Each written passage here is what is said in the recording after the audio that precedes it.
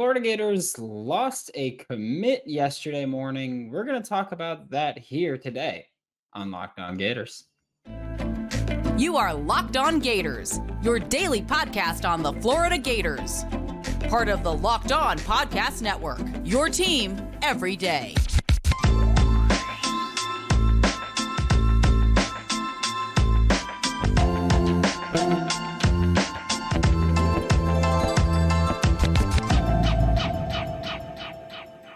Hello and welcome back to another episode of Locked On Gators, part of the Locked On Podcast Network, your team every day. Thanks for making Locked On Gators your first listen of the day. We are available daily and free wherever you listen to podcasts. Happy Tuesday. I'm Brandon Olsen. Find me on Twitter at WNS_Brandon. Find all my written work with Whole Nine Sports, Giants Country, NFL 33. Download the Game Time app, create an account, and use code LOCKEDONCollege for $20 off your first purchase. And joining me now is going to be Brian Smith, Locked On's recruiting insider. Joining me now for Locked On Gators is Brian Smith, Locked On's recruiting insider, and Michai Boireau Decommitted. Before we talk about that, LinkedIn is the college recruiting sponsor across the Locked On Podcast Network. LinkedIn Jobs helps you find the qualified candidates that you want to talk to faster. Post your job for free at linkedin.com/LockedOnCollege. Terms and conditions apply. And Brian, as I mentioned, Michai Boireau decommitted from the Florida Gators. What do you take away from Florida losing that commitment of Michai Boireau? Like even we're going to talk about where he's probably going to wind up, but even without talking about that part, like what do you take away from that? Because I've said it before, I don't think this is the beginning of some mass exodus that's going to happen in Florida. If there is ever going to be a mass exodus, which I don't think there will be, I don't believe this is the beginning of it. So just what do you take from Florida? I mean, losing. It's a simple, they lost that one. Well, it's a kid that the University of Georgia, the University of Florida, and numerous other schools wanted. Maybe he made a decision too early.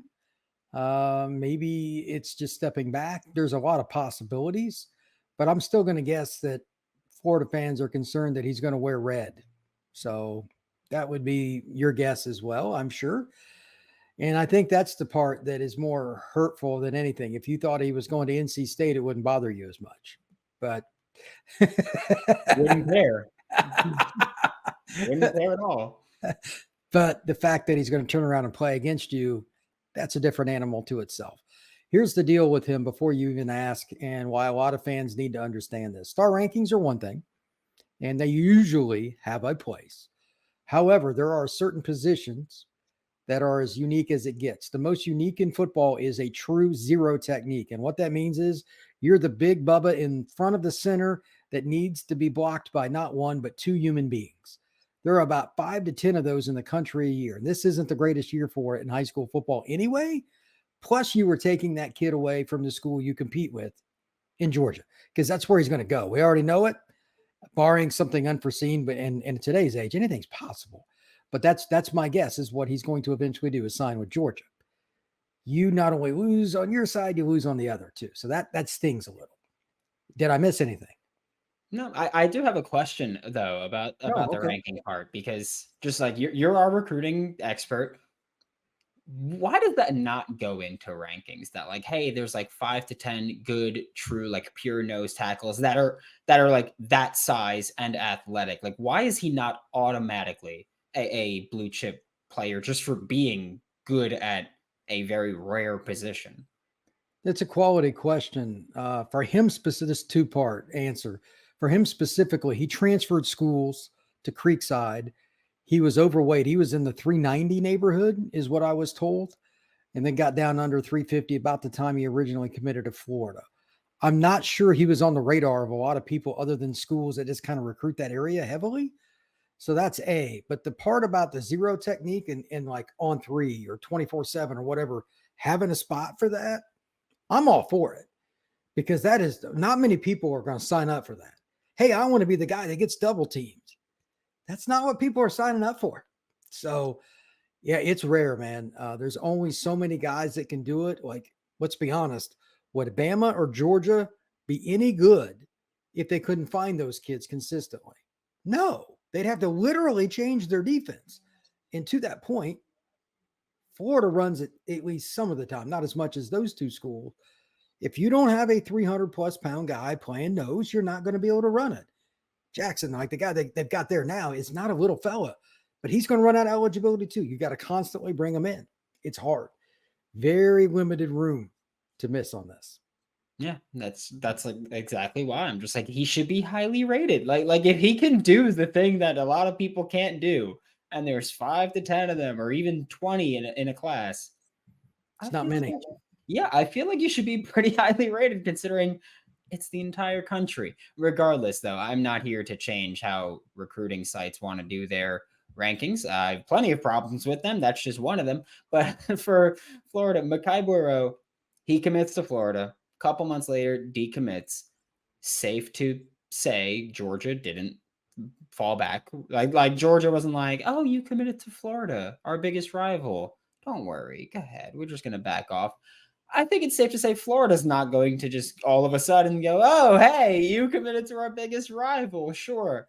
Even though you totally wanted to at least go here at some point, neither coaching staff is laying off. I think it's safe to assume that, like we talk about with a lot of kids, this is probably one of those times where I'm not going to chalk him up as anything until he puts pen to paper or finger to phone screen or whatever it is now. Yeah, I don't know how they sign, and I probably don't want to know. But you have to keep recruiting him. I mean, Napier and his staff need a guy at that spot. And if you have him, then all those other good defensive players they have in the front seven are more likely to be one-on-one. It's simple math, brother. You keep recruiting each kid that's really good until they sign elsewhere. That's it. Yeah, and I know that we touched on his ranking not being awesome. He was in like the 700s on like 24/7, which I'm ready for this part of his recruitment because once he committed, everybody that was a Florida Gators fan was like, oh, he's gonna get bumped. He's gonna rise. Like he's gonna rise up as he's a Florida Gators commit. I'm not worried about the 700. He's gonna be a blue chip player. I still think that's true. And it's going to be so funny because Florida Gators fans are going to go, once he goes to Georgia, he gets the bump. Is that what we're talking about? Like, that's going to be my favorite. Oh, that'll be an entire podcast we can do. Once he goes to Georgia, he's going to be like 4, almost 5-star, and everyone's just going to be like, damn it. And I just can't wait for that part because it's true. I feel like it's not necessarily true that like once you go to Georgia, you get the bump. But it is funny that once it does happen, and I feel like both of us know it's going to happen, I feel like that's going to be one of the greatest days in Florida Gators Twitter, just because I feel like they're going to go nuts with it, or X, whatever you want to call it now. Well, I'm sure you can find plenty of those commentaries on Instagram, on Facebook, on YouTube, and what other TikTok. Yeah, TikTok. Don't forget TikTok. Oh, I stay away from that. But it's going to be out there, and it'll be fun. Just tell me about it. I don't want to go. Oh, I'm going to be binging that content. The Florida Gators host the Tennessee Volunteers this coming Saturday. And if you're looking for tickets this late in the game, Game Time is the place for last-minute ticket deals. The Game Time guarantee means that you'll always get the best price. And if you find tickets in the same section and row for less, Game Time will credit you 110% of the difference. Come on. There's no reason to not use Game Time, right? Download the Game Time app, create an account, and use Locked On College for $20 off your first purchase. Terms do apply. That's code Locked On College for $20 off with Game Time. So download Game Time today. Last minute tickets, lowest prices guaranteed. His ranking right now isn't great, and that's not the part that I want people to care about, because I understand Florida Gators Twitter, once he decommitted, it was like, average player ranking going up. This is a win. No, it's not a win. I want to just hammer home, like, he has the measurables that you can't just go out there and say, we'll find another guy, because people his size are very rare. Yeah. People his size and can play how he plays are even more rare. So I kind of want to have it like, that's just, it's not something that you can easily replace. Like, are there any other guys in the 2024 class that you think Florida could look at to even try to replace that style of play that are still available and SEC talents? There probably are. How raw are they? And A, that being the case, B is more important. How many are truly available? Like this year in the state of Florida, there are two that I know of that are truly that 3+. One's committed to Texas, and another one I don't believe is committed. He's a little more raw. But think about how big the state of Florida is. I mean, for that just shows you how hard it is to find those kids. There's not many. Maybe I'm missing one, but that's a low number, brother. So maybe they get a JUCO kid. Saban has done that before. Maybe they get a transfer, but at least every other year you got to get a zero technique out of the high school ranks, and they may not get one now. Yeah. Is the other guy that you were talking about from Florida, is it DeAndre Robinson that's committed to Texas? He's the one from Orlando. The other kid's from Bradenton. Okay. Just because I just wanted to, because Florida was also in on DeAndre Robinson. I'm sure they're going to recruit the heck out of. Yeah, I'm sure his phone's just like, hey, you up right now? So I'd imagine they're already circling back there. Well, they already were. I talked to him recently. They haven't stopped anyway, and they should. Yeah, good coaching staffs don't stop recruiting good players. I don't care. I don't care how anybody feels about Billy Napier or what he's done so far. Yeah, at the very least, you have to admit or acknowledge, like, hey, he's done a pretty good job of, even if he does lose a recruiting battle, not backing off of that recruiting battle, because I feel like that's such an important part of recruiting, where you see guys flip. And Billy Napier, he's flipped multiple players before, and then that's kind of been a thing he's not, made a habit of, but he's flipped 5 to 6 players over the past year and a half, almost 2 years that he's been here. That's fine. Yeah, he's on par with where he needs to be. Florida shouldn't have to flip as many kids as other schools. It's Florida. So you should get him on the first round more often. But again, at a spot like that, there's no pride, brother. There's no numbers either. You got to get what you can get. Yeah, I will say, I think Florida, at least right now, when you look at what they've got at just, I don't even want to say just big boys for 2023. They've got Cam Jackson. They've got Desmond Watson. Desmond Watson will be back again next year, more likely than not. And then, I feel like it's very hard to find that. So how hard is that to find even in the portal? Like, you did a good job so far with Cam Jackson, getting him from Memphis. But I feel like if you're a player that's good at that spot, there's not a lot of incentive to leave unless you're the outlier, like Cam Jackson, where it's like, hey, I'm stepping up from the group of 5 to the SEC, like, show that I could do it against elite talent. It's going to be really hard. Think about how much NIL money would go for a nose guard that's established with Alabama and or Georgia in the market. Just let your mind wander. Jordan Davis would have. Oh my God. Jordan Davis would have cleaned up. He would have been like, I'm just going to stay in college for as long as I possibly can. He could have made 7 figures if he would have changed schools. Yeah, it's crazy. Someone asked this in the Locked On Gators Discord, so I did want to ask it. Do you think that Michai Boireau has any impact on the Florida Gators recruitment of LJ McCray? Whether it means like, hey, we're going to push even harder, because to me, I think of LJ McCray as more of a 3-tech kind of guy, and obviously Michai Boireau, not exactly lining up as a 3-tech. So I don't see why it would impact, but you're the expert. Does it change how they kind of stack their board at certain parts or not? No. You would recruit LJ McCray if you had 2 Boireaus. Boireau is great, but they are completely different players. 2, McCray is great, and you just need it. McCray walked by me the other day when I was at the Miami game. He was there for an unofficial visit, and I said to myself, that's how I want my defensive lineman to look: 6'6", 260, and athletic. It's just me, that's pretty much where I am. Yeah, that kid doesn't have an ounce of fat on him. So yeah, he's gonna be recruited hard by Miami, Florida State, and Georgia until he signs. I know he's got a visit to Florida State in October, but he's probably going to take a couple more unofficials, and Florida will probably be one of them. So yeah, they're going to recruit him regardless. Football season is here. Finally. Woof. Sunday sucked. Kenneth Walker the third of Michigan State and then Seattle Seahawks. You screwed me. I needed, what, I think 66.5 yards. He finished with 64. I needed a touchdown. He didn't get in the end zone. Screwed me. Just know that. I have a personal vendetta against Kenneth Walker III right now until I bet on him again this coming week. Visit FanDuel.com/lockedon to join in on all the fun. And don't forget, when you bet, you can bet $5, get $200 if you're a new customer. Bet $5, get $100 off YouTube TV, or get $100 off NFL Sunday Ticket with YouTube TV. So visit FanDuel.com/locked on for America's #1 sportsbook.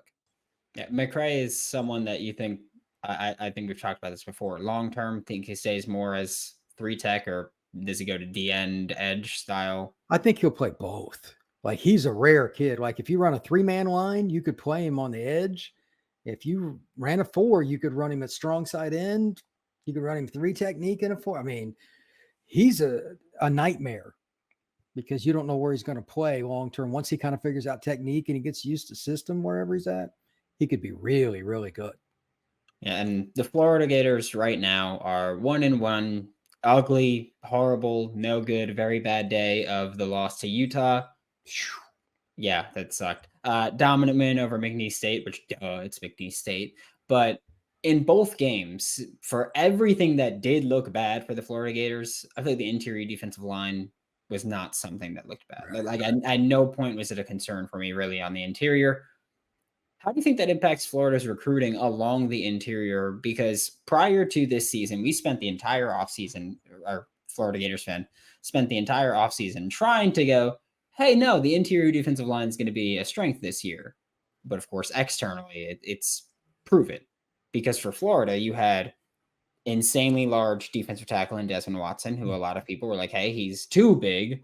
You had all conference player in Cam Jackson, but all conference at the group of 5 level. You had Caleb Banks coming from Louisville, who did not play. I think he had 24 total snaps in his time at Louisville. And your depth defensive tackle in Chris McClellan, who highly rated recruit, true freshman last year that rotated in.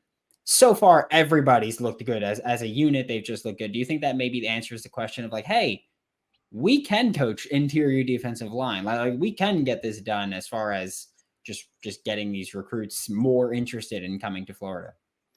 I think it would have to help. I mean, like, this is not exactly a quintessential traditional Florida school on the edge. They're not as fast as they normally are, in my opinion.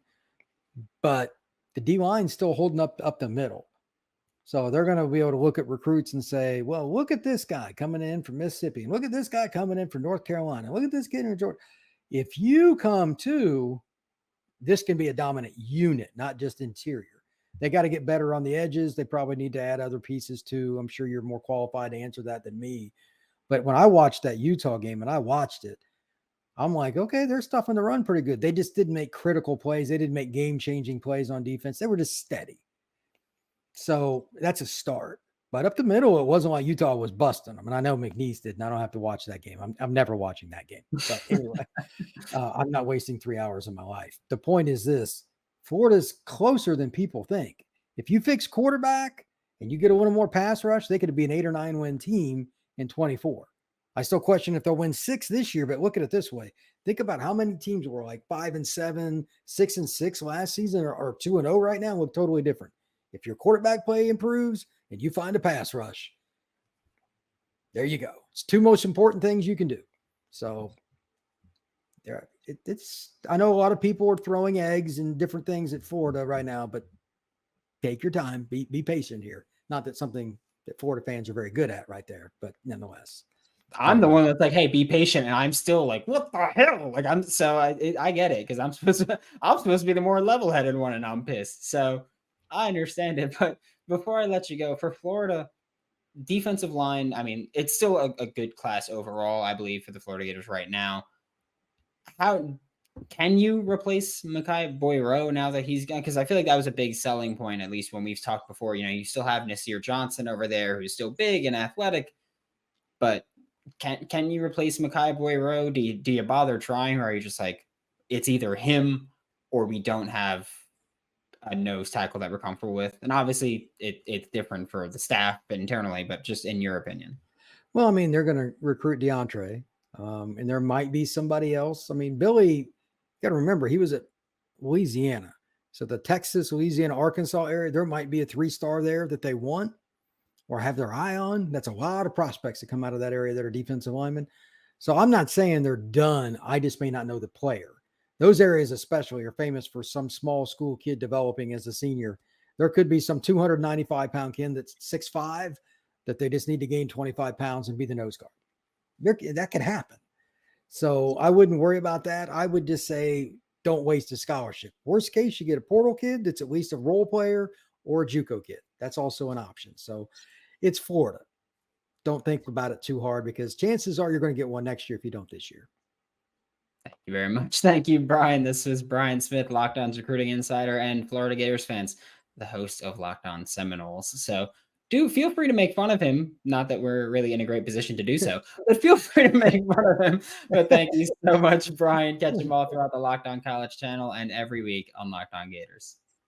Thank you much. Thanks for making Locked On Gators your first listen of the day every day. We are available daily and free wherever you listen to podcasts. We'll be back tomorrow with Hayden Hansen, Florida Gators starting tight end. That's right. Starting tight end. Going to be back tomorrow here on Locked On Gators. For Locked On Gators, I'm Brandon Olsen. Don't forget to follow me on Twitter, WNS_Brandon. Find all my written work with Whole Nine Sports, Giants Country, NFL 33. And I'll see you all tomorrow.